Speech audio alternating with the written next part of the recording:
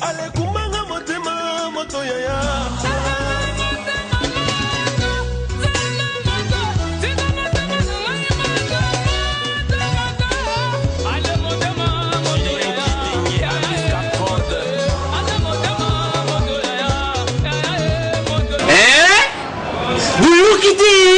Vuguyoka kaka. Kinshasa Nabiso Kin eleki partout. KNB Kinshasa Nabiso Kin eleki partout. Kinshasa eleki partout. Mikuru mezabino pardon. Jima sala ilo karatakate. Ya ona benga yo. Jima mukende. Umela. Bana Kin.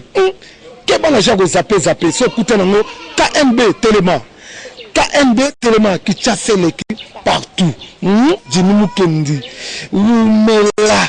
KNB ko zape te so kutana ngo check au Vandi.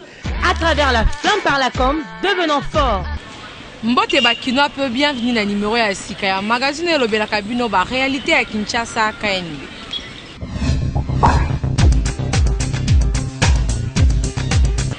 Ba membre ya opposition ba suspendre participation na bango na dialogue yango Bakinois ba réagir na micro ya KNB. Kinshasa l'équipe partout ba membre ya opposition oyo ba kotaki dialogue ba otiko suspendre participation na bango parce que ba membre ya majorité balingi to banana na ba élection locale kasi ba opposant bango balingi to banana na ba élection présidentielle yango sali que ba se retirer na dialogue yango to ko solola na ba kinois ba pesa biso ba point de vue na bango. Donc on va se retirer tout le faux opposant. Parce que pouvoir tellement ba moni que peuple a timbeli bango allez va passer à ce que échappatoire on va se retirer. To ebi ba jeune abino. Surtout ba na un vital caméra. Azaki mutali boso amba boya dialogue. Ya on veut total tout le monde que comme ça boya dialogue total dialogue fungwa mi mutali boso akoti. C'est kaza faux opposant. En 2006 il y a élection, 2011 élection. Bon 2016 on suma solo. OK, ne ba ni msuba kota. Dipona ko bana bango en tout cas na sepeli mingi. Moi, il s'appelle même malgré Oyo Bakendaki na tendance musus. Quand même, place Baké va réfléchir, non, ce soustikali à peuple à souffrir. Alors que Bimana bon point n'anga il s'appelle. Et ça rappelle que dit bah c'est décidé, base de décision. Et ça a été que Bimi si ma microbosong il suscité point n'anga Bimana bon en tout cas na s'appelle mingi. On n'anga ba sali malamu parce que ba zongira na sujet Oyo ba ninga Oyo ya liboso Oyo ba boyaki kokota et ça appelle ba on peut ba sali pe malamu na place na bango. Selon ngai poto bima na kati ya mabe oyo eza na kati ya mboka na biso, il faut toke na maponami. Toke na élection, ba bimisa.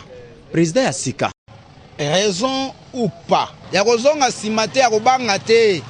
Ya kolobango pete o tengama o la lo raisonner présidentiel. On passe que personne ne s'attendait que nous le comme malon qu'on est le la opposition est comme qui divisée, il fallait que s'attende que non oyo bakota kité oyo bakoti ba finir na opinion parce que le kwa malunga kuna ilinga izalate élection oto kolekela na moment oyo yo motala ka ba délai ndenge déjà to sto komi déjà presque oyo ba ko préparer on ndenge basi ba yebaki na bango ke non élection esali matin nyonso il faut que non ba mekampe oluka kokota kota par-ci par là pour que non élection esali matin bazwa raison bon ba ça la transition hein. Mais na gouvernement oté pekisa bato ba vota ba on a IDPS ba kende parlement te ba kenda to bunda na kati mena lelo solution mo ezoma ezate ba frère na biso opposition oyo ba lobi to kei to bunda na kati lelo ba claquer porte ba zongi or soy bazalaki ini ba respecter ba préalable o ba ninga ba sengaka je crois lingeza malamu ba ndeko na bango opposition ba bimi après baké dialogue pour bango nyos ba politicien o yela bande ko na bango pe lobe ko yela bango constitution se reconnaître na date tel makambo suki au lieu kutu ba peser population que to bande na présidentielle pour kuna musuto continuer ngo bango divergence côté na bokati deuxième mois lokola ka musus balingi mboka ngote ka musus balingi intérêt mboka donc vraiment tozo mona ba scénario oyo ba politicien bazo sala en tout cas mes chers frères, tous les Lembiango. bakinois bapesi ba point de vue na bango alors loko ya malamu oyo bino ba politiciens na biso bokoki kosala en tout cas il faut kotala intérêt ya peuple en tout cas bosangana ki pona kosala dialogue wana pona intérêt ya population makambo nyonso oyo bozali koloba na kati ya dialogue wana il faut peuple nde a bénéficier nango alors il faut koyokana bosala eloko oyo population azali kosenga bino oyo population nde akozala bénéficiaire nango. Kinshasa et l'équipe partout.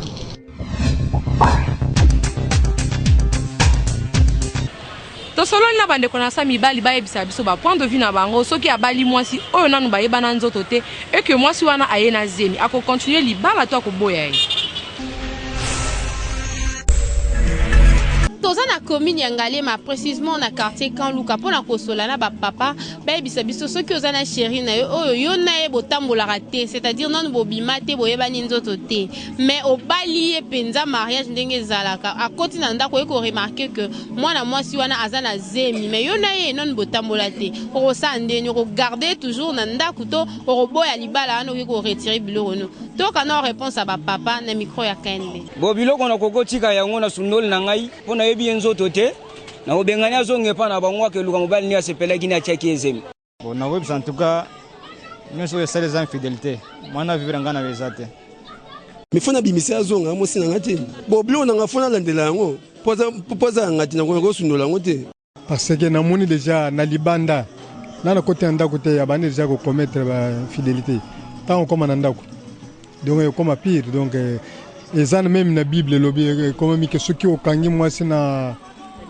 adultère soko lingi ko limsa yo limse soko lingi te o renvoyer mais pour nanga na moni ke na olimsa te na zungi silanga potoza na de koyo oyo wana déjà tant que ngana yebtel ko yeba ete lakisi ke mwasi wana asali infidélité siko likamwana loko les abongo ceux qui to balana ki légalement c'est-à-dire que lolenge l'état azo ko recommander biso il faut likamwana to memango na justice na ngai na ondimango te pour jamais na bali mbongo mwasi na kushe na yete aye ko bima na zemi na ndima zemi wana na bana wana lobi kuna tangu mama na ya ko banda ko expliquer o aza tata na yo te tata na yo aza quelque part yango monaka ekomaka ba conflit na kati ndaku foyer ko panzana pona nini mama abomba secret bolandi wana ndenge papa ba lobby alors eza vraiment malamu te parce que yo pa ya mobali o vivaka na ye fiancé na yo okanga na yo ciseaux mais côté mususu kuno tambola kana yo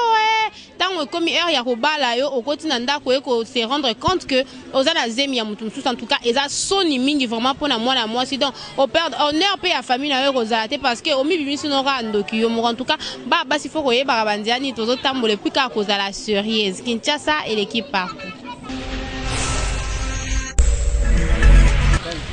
Ba parents mingi ba continuera toujours ko configurer bana na bango même si ba bali avant ka ba eloko il faut ba tout na point de vue ya parents na ye. Nini to welingana gote yamba nyosonde to yebakana ko bongisa bolingo nyoso baswana kampe babongisaka boniangana. Kinshasa et l'équipe partout toza na quartier Mombele sika to ekosola na bakino ba biso par rapport ya comportement ya ba parents mingi bazara so ba balisi déjà moi na bango mwasi mais moi na bango na mwasi avant akaba eloko to pepa ba semeki na ou so pas batu mususu il faut nanu aya kozoa permission et pas ya ba parents na ye bazo kanisa nini na likanisa wana par ba parents bon basala bon zamabe moi on so déjà bali so dans plus kabelo que zate que fait autorisation par ba parents on est à propriété ba parents basala bongo pona nga zamabe na bali basala ke po kabela ni comme bali na eloko fait autorisation ya bien ti ya mabi pona nga na vie na nga ya zamabe po mwana na yo abali na famille mususu donc ça da famille ana droit ya kabela eloko ko ni comme bali na epeza da famille tango yo za mwana mwasi obali okena ndako no komi ko dépendre na mobali na yo non que pour kabela famille na yo il faut que non tout autorisation et pas ba parents donc ezala raté non kabela parents na nga selon volonté na nga nde na kamati na pesi soki ezate na zeli mobali na nga tango na senge pa mobali na nga après na kamati na pesi non que na songa non pa ba parents na tout na te kingani bo semeki bo senga o mama olobini ezala raté mama wana ezala te ezala te bon mutu na mutu aza ndenge ne peut-être wana eza ndenge famille na bango eza bon mais mpo na ngai jamais avant kabeloko jamais akokaki kosenga permission epa mama na ye po d'abord peut-être permission akokaki kosenga epa mobali mais nyonso ezali te ke akende kosenga aka epa mama na ye epa na ngai soki ngai na koevite mpe ye afréquentaka baparent na ye po ya ndenge wana ekosenga ke libala ezala lisusu te donc mutu akabaka te mutu akabaka koza na tante gava kabila semeki ne akesenga nzela pa baparent jamais esalema te na oyebisa papa wana so atini mwana ebongo alingi mwana bala te akotulisa bana nyonso mwana soki deja asi ake libala problème na ye ya ndako na ye ekozala ye na mobali na ye econcerne lisu baparent te po alongwe deja epa baparent akomi deja engagé epa ya moto mosusu bo ndenge nini ya kozwa lisu conseil epa na ngai po akabula eloko ne epa ya basemeki ne ifa ya kosenga autorisation epa na ngai moboti na ye eza bongo te loko na ye soki mpe ya kopesa akotuna nde na mobali me akoya kotuna baparent na ye te bakinois bapesi baopinion na bango alors en tout cas tokosenga na bafamille oyo bazalaka bongo il faut kotika parce que ntongo mobalisi déjà mwana na bino azodépendre lisusu na bino te donc akomi kodépendre na mobali na ye avant asala eloko moko il faut d'abord azwa autorisation to mpe permission epai ya mobali na ye non azonga lisusu epai na baparent pour que aya ozwa autorisation. Kinshasa et l'équipe partout.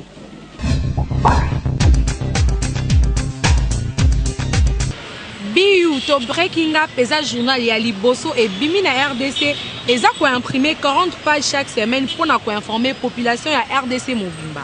Tokenda ki kokutana na éditeur nango kabe ya pindi pasi oyo a expliqué philosophie ya journal oyo en 100% en couleur.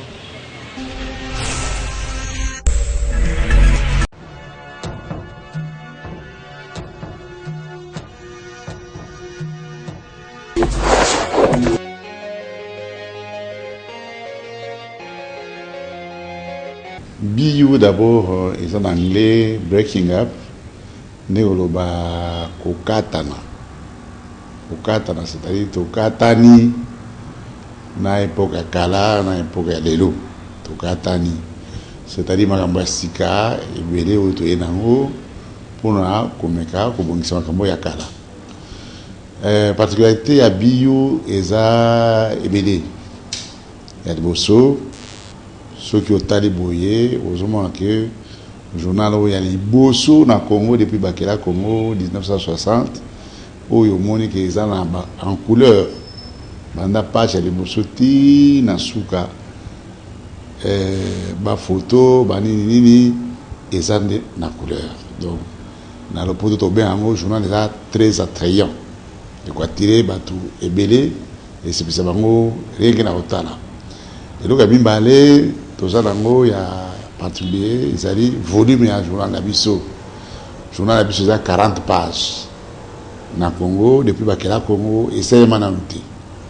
C'est Mananouté, journal Nabiso a 40 pages, c'est est belé, toute une information est belé, et pas lecteur, pour naïba, Mboka Nabiso, et donc Nengenini, société globale, il y a Bissomoko, et ça Nengenini. Aspiration intozanango bakonzi makanisini bazanango c'est bon la bon donc information est très très fournie et donc ami sato ezali pour la eloko to bengi politique éditoriale na comment kaka journal ceux qui sont opposition té ya majorité ceux qui majorité ya opposition biso toza bongo te biso tozali bato ya majorité bazala camarade na biso bato ya opposition bazala pe ba camarade na biso lokola donc basango na bango tokopesa pe tokopanza eloko mosusu oyo okomona na journal na biso ezali mpona prix nango bajournaux awa eza baprix moko eza cher mais na bamboka mosusu soki otamboli omona baprix ya journaux ezaka cher te journal ezali omo basombaka journal basombaka ezali soki au-côté d'alimentation par exemple eh bien osombi biloko comment bon muke etikali osombi journal obimi nango c'est-à-dire que na prix obiso de tirer journal na biso malgré ça volume munene totie prix pour que mutu nyonso tu azala na possibilité ya kotanga information.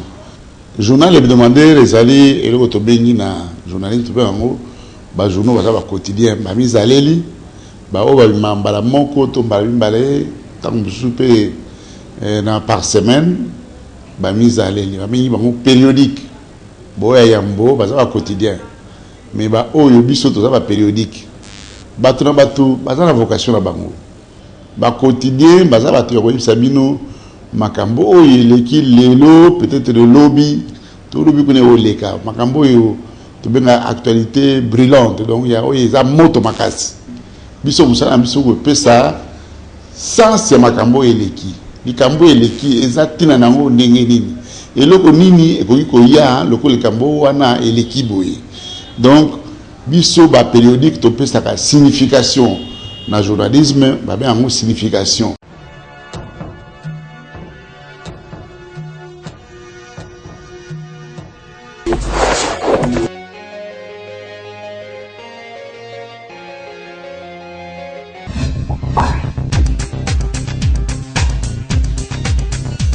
tosololi na bapapa oyo bazalaka na habitude ya koparenaka bacouple soki ayoki ke mwana oyo bango basimba na libala azobima na mwasi na ye réaction na ye kozala nini?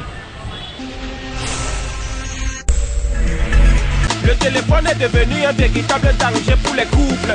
Téléphone a gâté les mariages, téléphone a gâté les foyers. Kineleki partout magazine na bino toza na commune ya Gombe pona kotuna ba papa soki lelo bo parena mariage moko bo et que après yo ko apprendre que mwasi na yo abimaka na mwana mobali o bino bo parena libala na bango donc ba fiole na bino réaction na yo to comportement na yo et kozala ndenge nini envers mwasi na yo ko garder toujours to ko benga na ye bozo réponse ya ba papa. Premièrement nakoloba mwasi wana za sérieuté mwasi na nga parrain toza ba parrain ya sœur moko boye na frère moko boye na ko se retrouver que biso ba parrain mwasi na nga komo bima na moi mobali wana mais mwasi na nga za sérieux c'est que ça ba jeune sala ka banda kala na ko effacer mba moko ponanga vrai parrain za Nzambe ba parrain lemsu bazoya na libala pona ko bebisa do bolingo ezali biso na mwasi so to yokani ils déjà bolingo yango na to che parrain na biso Nzambe c'est fini.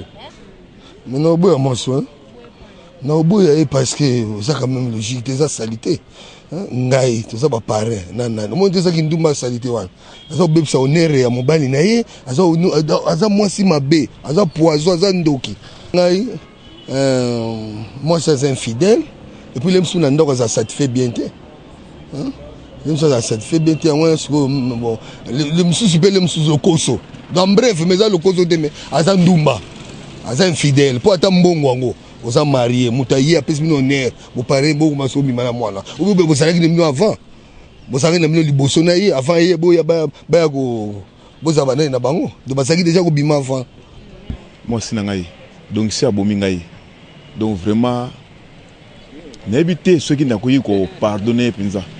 Parce que moto aza oya ngai mikoa na ngai jamais ko sanga bilo ndingona suka sele ndingona donc c'est kaza mikoa na ngai te carrément en tout cas vraiment déjà bomi ngai en tout cas wana vraiment atana miso Nzambe jamais na ko pardonner bolandi ndenge papa bapesi réponse na micro ya KNB nini esengeli mpona babasi ya modèle wana alors eza soni mingi na bagenre ya bamama ndenge wana parce que kobima na mwana obino boparene donc eza lokola obimi otamboli yo na mwana na yo oyo boti donc parce que ata bana na yo ntango bazokola bayokaki yo mama na bango abima na mwana oyo ya parena en tout cas eza vraiment digne te.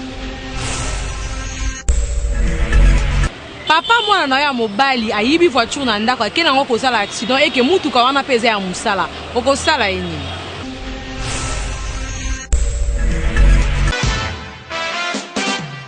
Dentro Kangamba Tete Estrelash Azubilahi Boni bakubengo mwinda Soki bamvula na bamvula bolingo rezo kangamba obe na molibi Patrick Bologna Ata moto azobima na ndako aza na 3 ya préavis Magazine KNB toza na commune ya Limete précisément na quartier Mombele pona ko soana ba parents ba ipsa biso soki lelo mwana na yo azu mutuka o ba pesa na musala ke ko tambo na ba ninga ke mutuka wana isali accident réaction na étant que parents ekozala nini vis-à-vis ya mwana wana na olimbisa la mwana ngai po soki na nga na kangisi na mibomiti po kanginga ba kangi pays ina olimbisa ba kanga ndengai na mbebe se ko déjà mais c'est sopaniti sikungana ke fune na musala ba so atana funde wakanga nga wakanga ete mamuteza nganya wagangela yi mo mamulukeli ngai mbasi mosela ngo suste ya liboso no pesa na mwana na faute po azui loko yo eza ya ngate et oye komi ngande na usibi conséquence po mwana wana longo singa musala ya mibale na kolo baboy est-ce que tango na yaki na mutuka wana na vandisaki bana nyonso pona benda bango matoi pona lobake no moni mutuka oyo eza vi na biso nde na ye nango awa mutabima nango te sans permission nanga quel que soit programme ozana yango soki bosengi nga te bobima nango te soki nayebisaki bana wana eke mwana wana asali yango nakwasimi atanke parent eza na bana mosusu meme aza mwana pasteur meme aza mwana prophète toza na bana bapasteur mosusu baza bambiance bon parce que papa na longa pasteur baloba nini mwana na ye amaza pasteur te donc bonga na oyo kaka pasi na mona ja pasi ndenge accident salami pasi ozalaka liboso mwana zwa choc te mais soki salami komi nango ekomelanga pe voiture na ngamo mwana zwa kei asali pe accident nango na beta ite po ezaki na ba droit na ye eloko ya papa eza ya mwana ya musala nde osala pasi conseil ngana ko pesa ye awa yo tutisi camion musala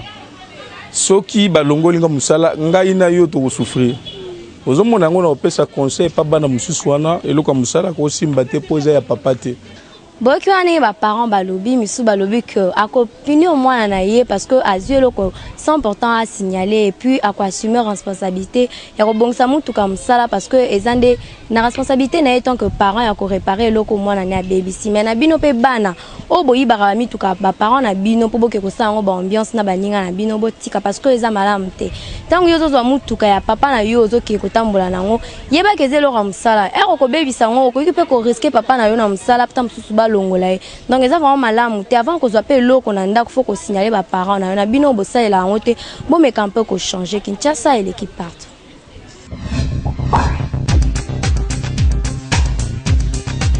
Florent Ibenge, coach et Léopard, a publié liste il y a 27 joueurs au Bakobeta contre la Libye le 8 octobre dans le cadre éliminatoire à Russie 2018. Florent Ibenge, sélectionneur, il y a Léopard, a publié liste il y a 27 présélectionnés. Oyo bako affronter Libye na première journée de l'éliminatoire Russie 2018. Tu as remarqué na kati ya liste on a retour ya Cédric Mabouati oyo asali mikolo belé abetaso na Léopard te. Bien merci Mbokani. Oyo azalaki empêché na rencontre ya Souka contre Centrafrique. Peut te monir Niskens Koudimana na Cédric Bakambo. Donc yango to kiti na terrain to solo na bakinois ba yebisa biso sélection wana ba moni yango ndenge nini pe Léopard ba chance nini azana ngo pona éliminatoire oyo ezobanda déjà le 8 octobre.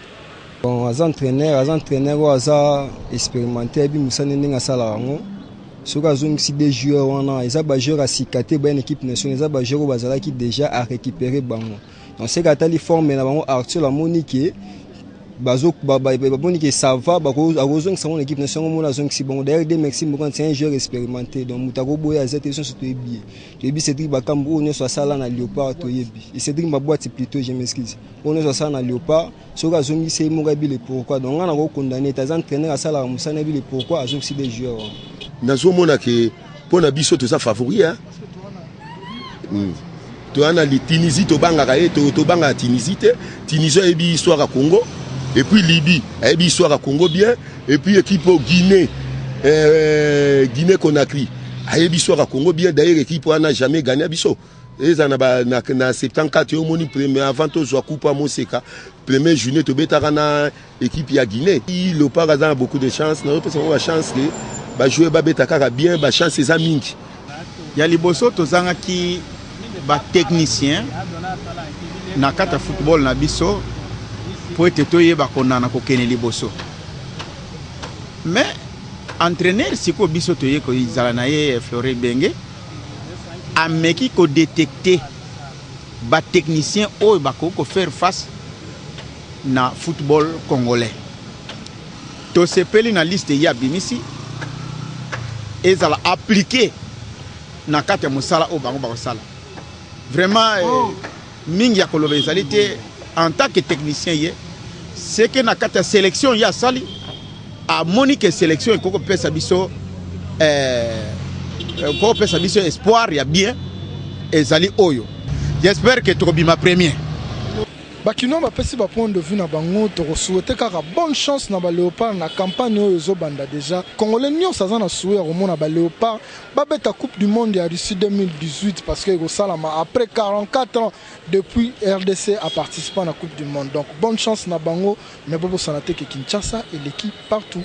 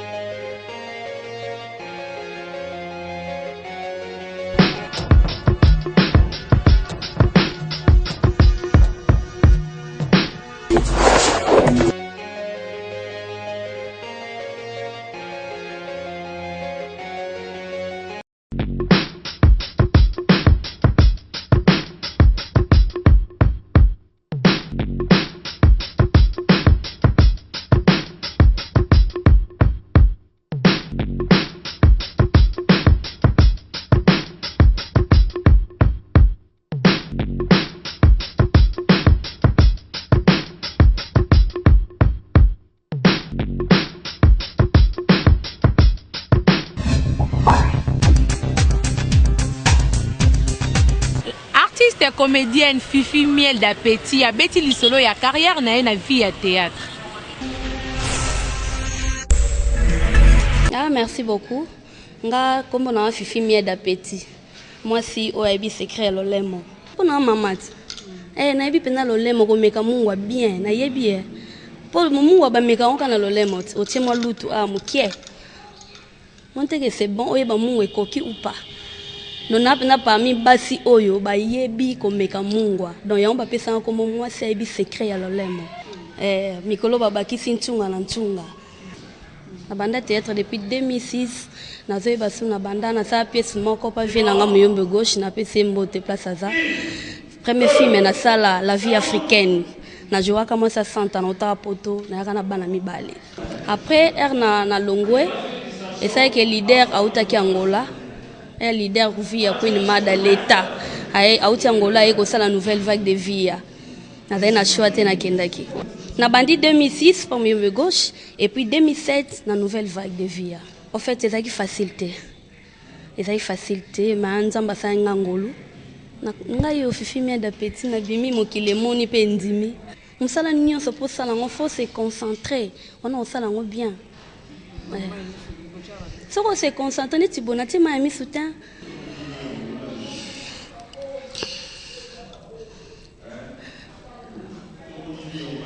Nzambe azanzamba ba bitike. C'est pas facile na komanda ko yebisa bino public nanga bolinganga. So baby ke nga Fifi Miel d'Appétit pona ko malelo Fifi et ça facilité. Koku fait la papa et ça passe.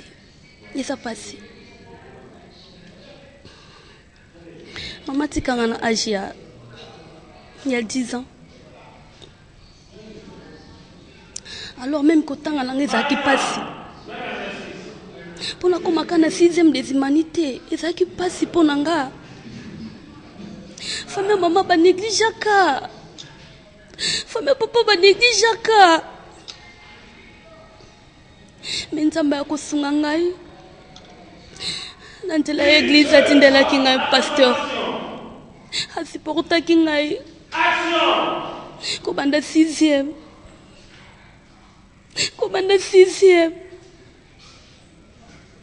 Alors ils avaient facilité. Merci beaucoup.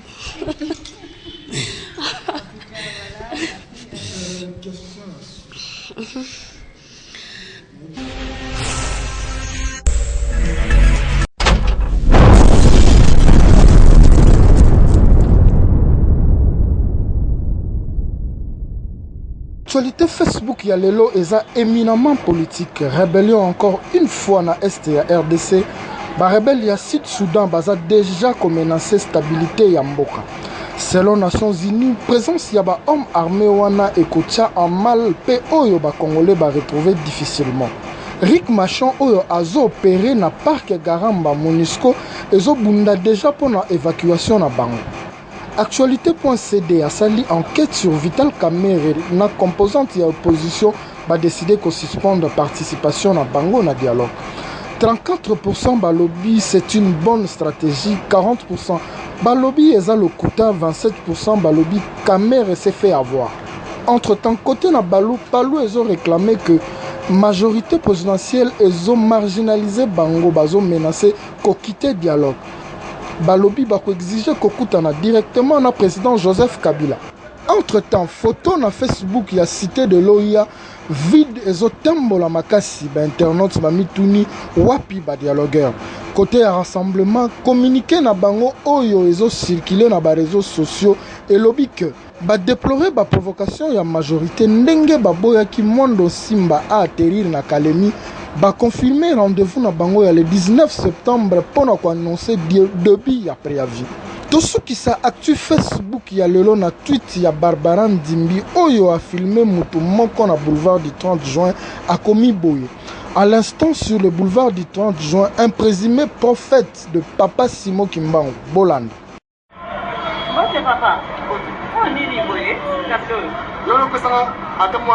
le prince son moyen de faire eh le bana tableau il est là ça et capitaine qui était venu pour après ça pour piscine au bout de ça il était c'est contre crise là qui est à présent en 2017 avant que ça capable pas bomber normal quand le père ça dit Clinton c'est là Clinton a compris mission mbana ah donc selon yo président Kabila a occupé malgré que en 2016 au bout de ça vraiment il est pas pour Actu Facebook oyo ezobimisa bango nyonso kala mais kala makasi Kinshasa eleki partout.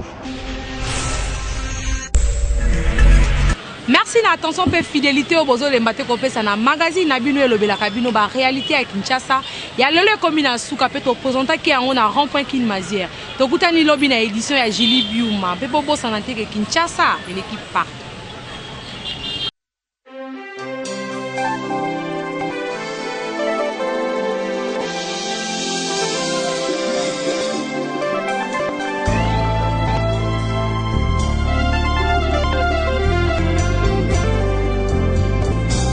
À travers la flamme par la com, devenons forts.